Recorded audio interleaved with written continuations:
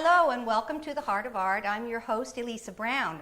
I'm here today at the National Opera Center of America in front of a live studio audience for this wonderful show with my incredibly talented guest. I chose this location because the acoustics are fabulous and it will perfectly showcase her exquisite talents. She is an acclaimed virtuoso guitarist and a conductor who has turned her considerable talents towards humanitarian relief through the musical arts. It's just a real pleasure to have her, and I'd like to ask for you to extend a warm welcome to my spectacularly talented guest, Virginia Luque.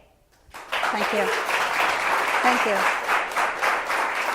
Virginia, thank you so much for being here. And Virginia and I met about 4 years ago. We've worked together quite a lot. But when I first was told about you and I said I could get to perform with you, I was really pleased because your reputation preceded you. And as we started to work together, I sensed this, this incredible musical intuition. And you have this unstoppable passion for creating and inventing and reinventing and recreating sound, not just as a guitarist but also as a conductor, and you're accomplished in many other ways. But as I watched all of these things, I realized that, you know, that, what was it, Miyamoto Musashi, who said it's 1,000 days of training to develop and 10,000 days of training to polish. Well, that would make you about 27 and a half. And when you get to like level 1. But a prodigy, you graduated from high school and got your musical master's degree in music at the same time. And you were a student of Segovia as a child, and he didn't think kids could play and women shouldn't play at all. So how did you do this? I mean, you are truly a prodigy, and it's just such a joy. So how old were you when you got started in your family's musical, or what is the story behind this incredible gift that you are going to be bringing to us? Well, thank you for having me. And I just, well, my father bought a guitar for me, and like a toy. And then I was in fond of it, and that I was just playing and playing all the time, trying just to make songs. Neighbors used to come and used to teach me a little song here and there, until I started when I was 7 years old, classical music at the conservatory. But before, prior to that, at the age of 6 years old, pretty much, I was already playing flamenco. You were playing flamenco guitar? Yes. At that time? Now, and I was giving concerts too. And you were giving concerts at 6 years old? Yeah, well, I needed to go fast. I was probably like playing jacks or, you know, learning how to do tiddlywinks or something at 6 years old. It's pretty amazing, Virginia. Now, you are from Algeciras in Cádiz in Spain. So was the conservatory there, or where did you do your private studies? Well, it was like 3 hours away by bus. So I was traveling from Algeciras to Malaga, and that was about every 15 days, because I couldn't really be living in Malaga because my father's business. And besides that, I had my studies, my regular studies that I needed to maintain. So until my father decided that it was about time to move to Malaga, and then I did that. And is that where the conservatory was, where you went to music conservatory? Exactly. How old were you when you entered conservatory? 7 years old. You entered the music conservatory at 7. Now, is that a different style of education than we have here? You can enter music conservatory at that age? Is that well, unusual? right now it's a little bit older. I think it's about 9 or 10 years old. But when I started, 7 years old, it was acceptable. So that's what I did. And did you you started studying your classical training? Yes. And then from what I read in your bio, which I was really amazed, you started working with Segovia at the age of 11?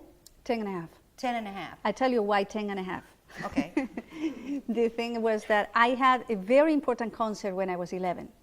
And I needed to be prepared and all that. And I had this prior audition with him, and that was when I was 10 and a half. And I played for him, and he said, okay, I'm going to give you some lessons.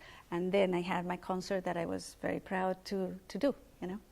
But Segovia, he had a pretty big concert career himself. Yes. He was one of the greatest guitarists. I'm sure you were very impressed with him. How did you meet him? I mean, how did he just heard about you? How did you come to his attention? I had a friend of my father's friend, was a mutual friend of Segovia. And Segovia, this was a minister of Malta Island, of commerce of Malta Island. And this was a mutual friend of his. And he said, no, I think you should meet him because I admired him so much. And I said, well, it would be a dream. And he arranged the meeting. And that's the beginning of everything. He offered me lessons for free, and because I asked him. You asked him? I asked him, how much it's going to cost me or my father's?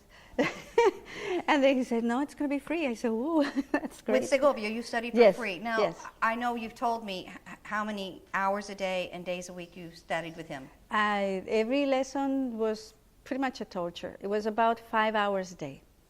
5 hours a day, and how 5 many days a 5 week. days a week. Mm-hmm. And you did this for the summer times? Summertimes, yeah.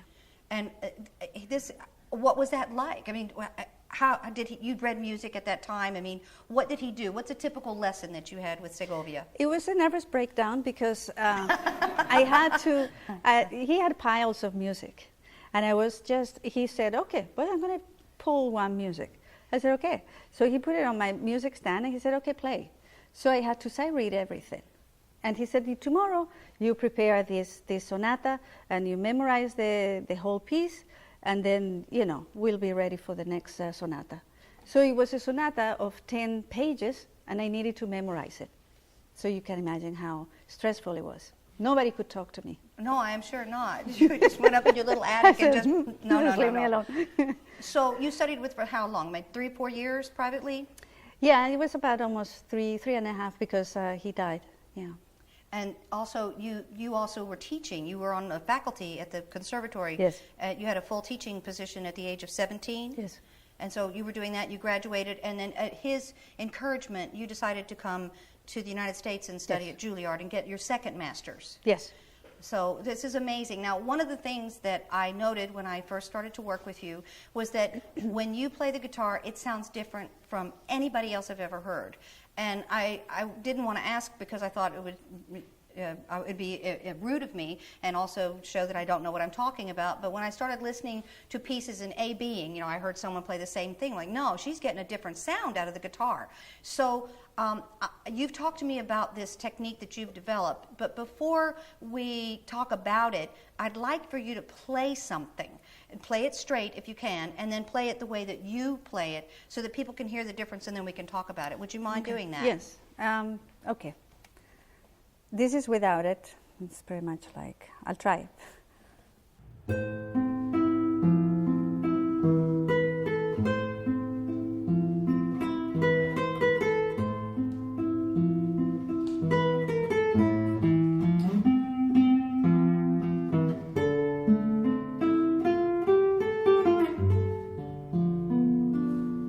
So, my way.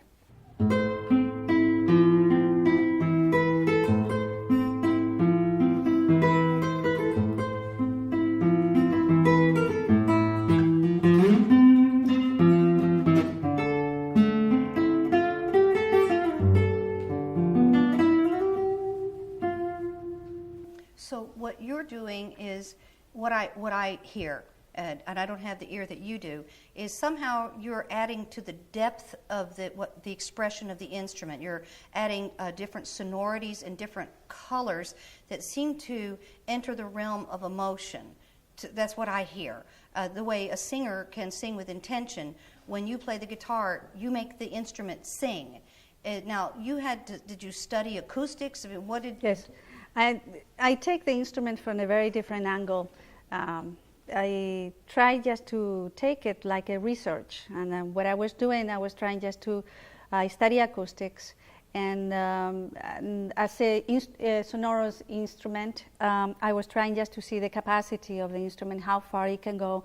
And then I tried to accommodate the kind of sound I was looking for. I was trying to accommodate my technique. Instead of being a guitarist and think about, well, this is the technique I have, and this is so much sound I can get. But this is really groundbreaking because this is an instrument that the technique is steeped in tradition. So what you're doing is so different from anybody else. So how has this affected your playing? Does it broaden the spectrum of what you can perform?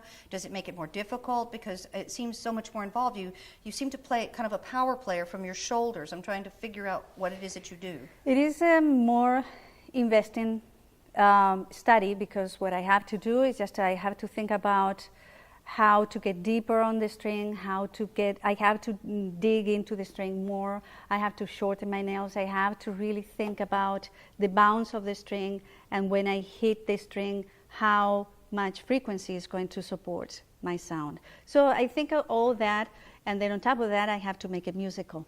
Yes, So otherwise it it's a sounds little too technical. Exactly. So And since this instrument doesn't have a sustain pedal, say, like the piano, Right. so you found a way to take it from almost stereo to surround sound or something along those lines. Is what I would say that, yeah. Yeah, that's how it feels to me. And also, for example, with a string player, they can put a lot of action on the tone.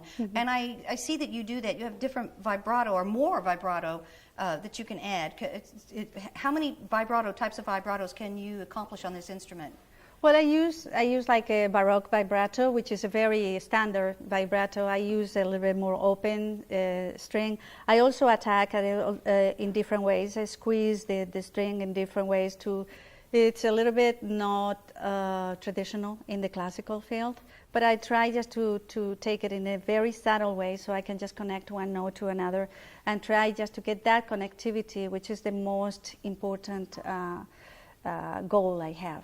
Well, one of the things that I noticed about your performing as a soloist, but also when you're working in ensembles with guitar, is that it's as though you're it's not, you don't accompany, you sing along. It's something that I really enjoy. And you also compose. You're a prolific composer.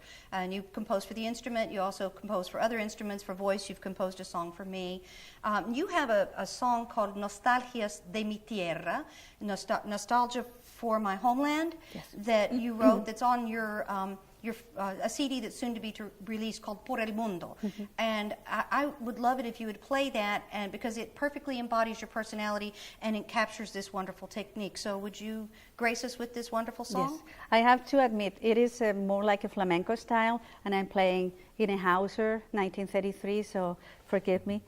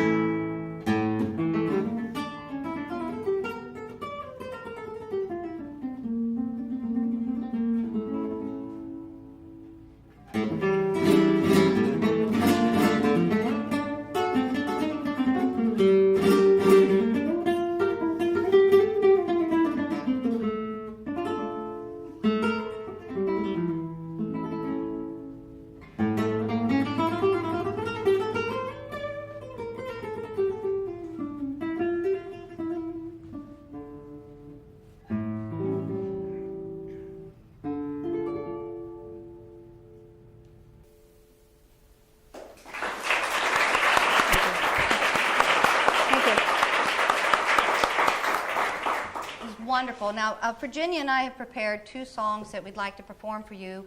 The first is by Enrique Granados, and it's called La Maja de Goya. And this was inspired by a painting by Francisco de Goya called La Maja Desnuda or La Maja Vestida. There were two of them.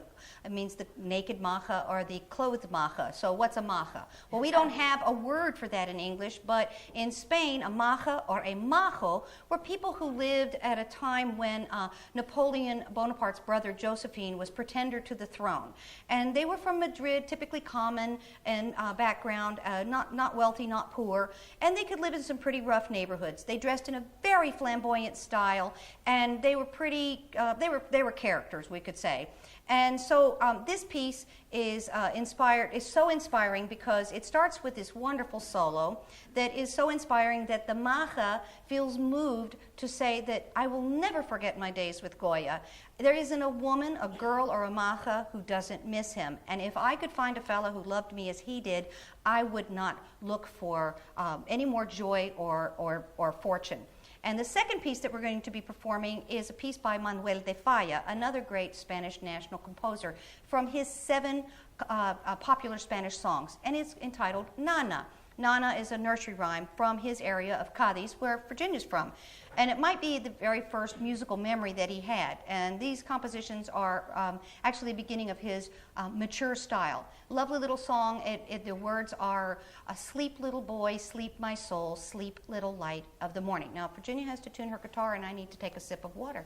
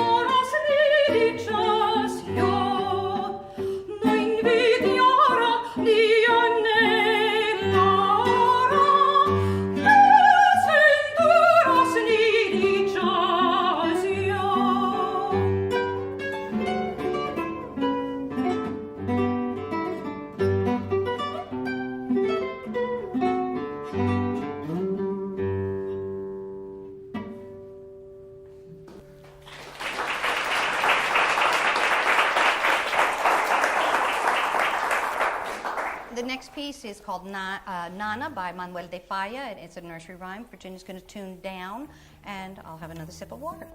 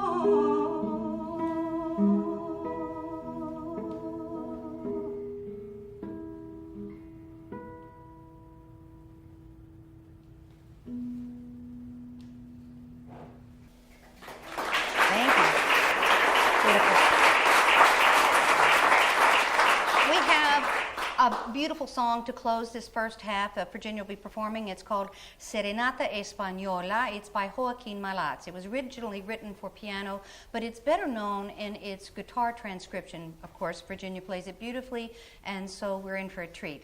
Joaquin Malats, Serenata Española.